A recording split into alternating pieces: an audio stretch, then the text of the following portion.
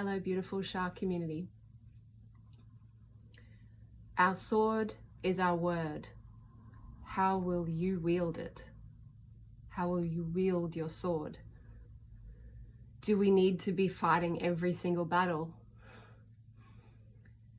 Does everything get resolved through speaking? Are we warriors fighting a lost cause? Or are we warriors of peace who honor and truly respect that this is a very, very complex, polarized environment, and that it's our ability to stay centered that allows us to navigate all of these perceived battles? When you wield a sword, there is always a consequence. How you use your sword shows a lot about who you are and your values. That's not to say we can't make mistakes, we can't get it wrong or learn it through difficult situations, or that we should not speak at all. But think about a warrior with a sword. What is he actually doing? Is he fighting for the sake of fighting? Or is he fighting because somebody has attacked him and he's protecting himself or protecting innocent around him?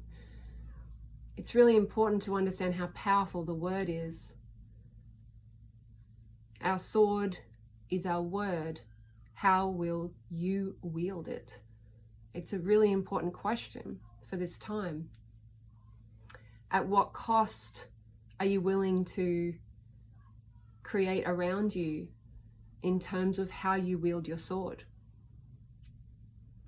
It's a really important aspect that the sword can also reflect light, that it could temporarily blind someone who was coming at you for you to disappear. There could be many ways in which you use your sword. It doesn't have to be literally fighting someone or cutting someone down.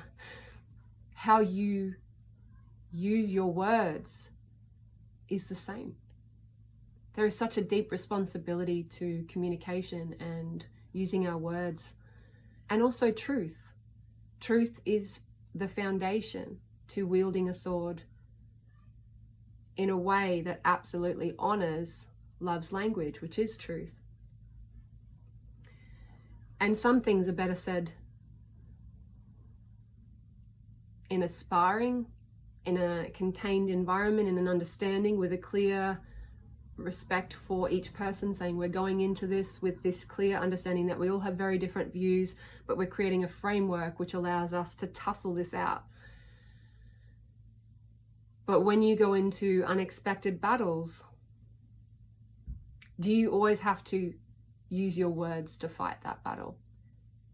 And does someone else's sword aimed at you because for whatever reason they see you as a threat, does that have to mean that you have to fight back? What are the boundaries around a lot of these things? And I think when we understand the higher will, your higher will, your lower will need to be in union together. You need to understand, and they need to have an agreement. There needs to be a clear communion between your higher and lower will. There needs to be a clear agreement and understanding between your higher and your lower will. That's not to say that your higher and your lower will always meet eye to eye or always really understand each other. But there is this deeper respect that can happen within your own being, where the wills can meet and become one. And the power of that is not about how much force can be used upon your perceived threat. It's about how creative, it's about how eloquent you can use your sword in times of battle. Do you need to fight every single battle because every single person has said something to you that you don't agree with? No. Your word does not need to be used excessively to put out fires. How you fight your battles within yourself, how you recognize the battlefield within your own being and foresee trajectories within your own being and see the many different possibilities that play out is so important when using your sword or when using your will. That's why they called it battle plans. Essentially, the goal would not to be battling, because they wouldn't want to lose their army. They wouldn't want to cut down their connected, I guess, unified kind of group. So a good leader recognizes that wasteful fighting only wastes his own soldiers, only wastes his own energy, and diminishes his sense of power in his own being. And I'm not talking about power that stands over weakness. I'm talking about genuine, embodied responsibility, expressed as the higher and the lower will unified as one, where the two warriors within you of the lower will and the higher will are working together to always discern through the lower world what might be possible threats, what situations might be coming about, what trajectories, witnessing people's behaviors and recognizing certain situations that could play out. You don't need to react to those situations.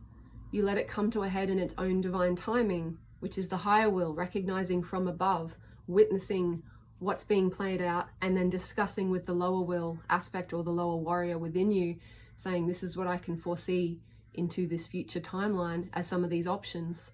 Be prepared, but be aware of how to navigate these situations. And I think when we recognize that this battle that we perceive is actually within us, and when we make peace with the higher and the lower will, that your and mine inner battle finds harmony, and we are able to discern and navigate our reality accordingly. No one is bad purely. You know, in this lifetime, they might appear to be pure evil, but this is a world, a reality of light and dark, and projection is a huge part of that. We always need the villain. Sometimes we need to play the villain in a situation, and we're doing it very consciously just because we are being loving in that moment that might threaten someone, and then you become the villain in their story when all you did was just be truly yourself. At what point do you fight the battle needlessly in your life? Where are you fighting the battle needlessly in your life? And does everyone's sword, when they wield it towards you, does it actually hit you? Can you dematerialize for that moment that the sword swings through you, and then you materialize again and you realize it was nothing, because you had the foresight and the awareness to navigate personal power in action?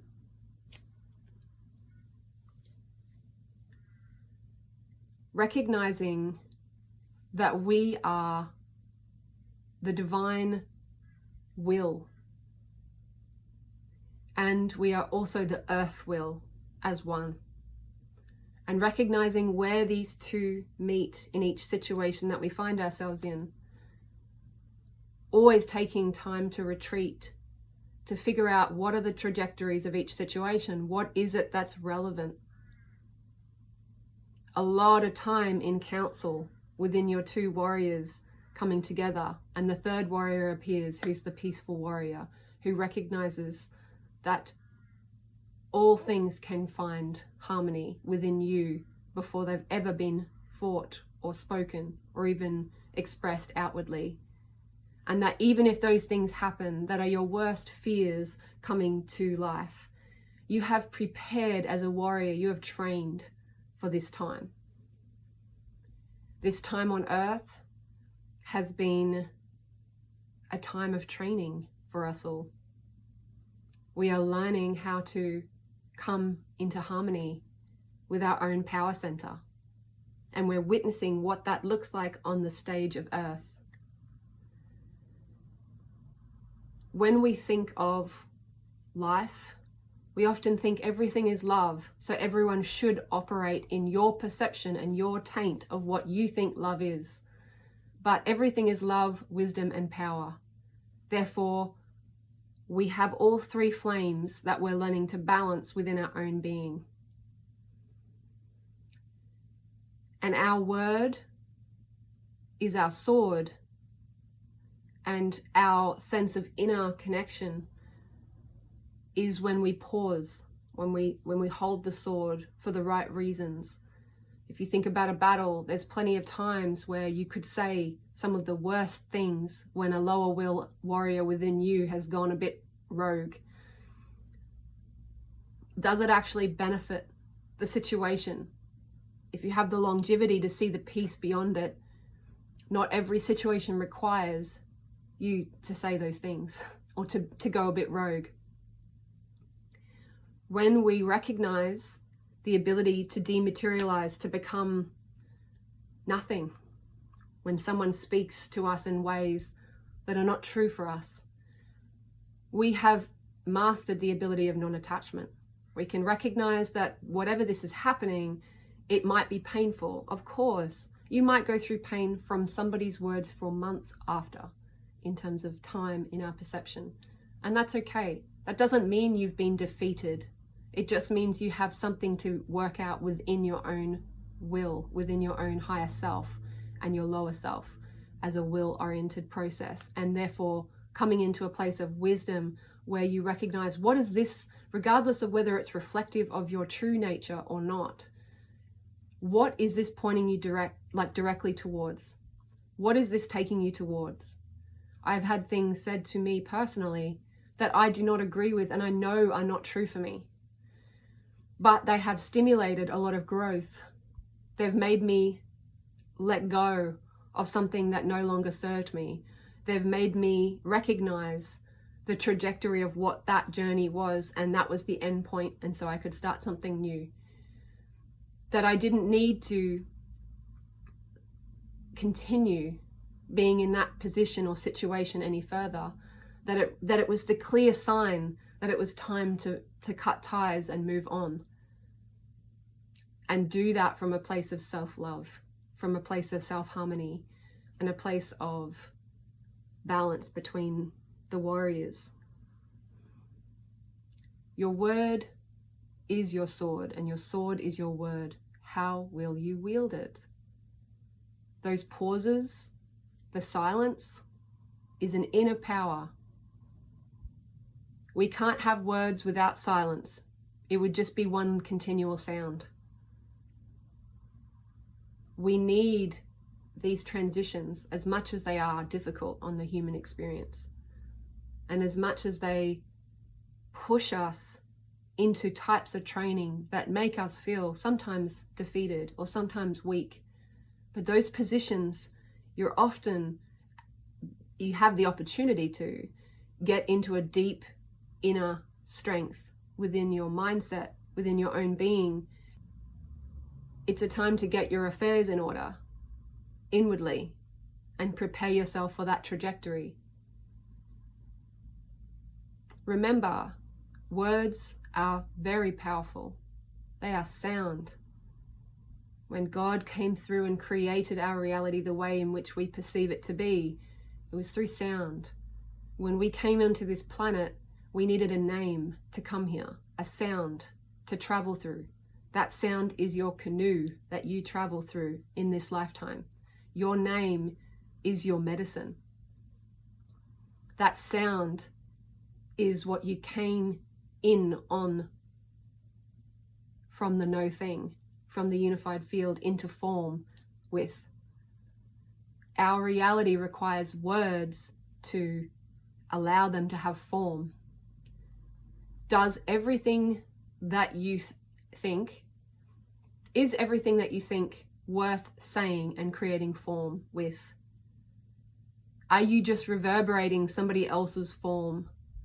Are you reacting outwardly through creating form? Or are you coming from a place of inner knowing that this is the form that you want to create through the sounds that you make? That inward counsel that happens between your warriors within is so important. Majority of the time, they will be in that silent inward space. There may be a lot of feeling in that space. There may be a lot going on. And at times you may feel like I should respond because otherwise I come across defeated. That's a perception about how somebody sees you and how you should respond. But how are you actually processing this situation? Are you at peace within your own being in that battle? Because at every single move, when you take a step forward with your sword and are ready to wield it, is it coming from a place of unified lower and higher will, connection to source? Or is it to destroy your enemy, your perceived enemy, your projected darkness that you haven't made peace with on the inward self, so you must go outwardly? That's your perception. I'm not saying that you're not allowed to battle things out. I am saying that while we have this responsibility with our words and we have such power with our words, how do we want to wield this sword? What is most relevant? And how do we truly feel at the core of our being? And have we given ourselves enough time in retreat to understand the best path forward for everyone involved? If you're coming from a place of genuine love, wisdom, and power, and you have assessed all the possibilities and you have chosen your unique lit up path, then it serves everyone. Even if it upsets people.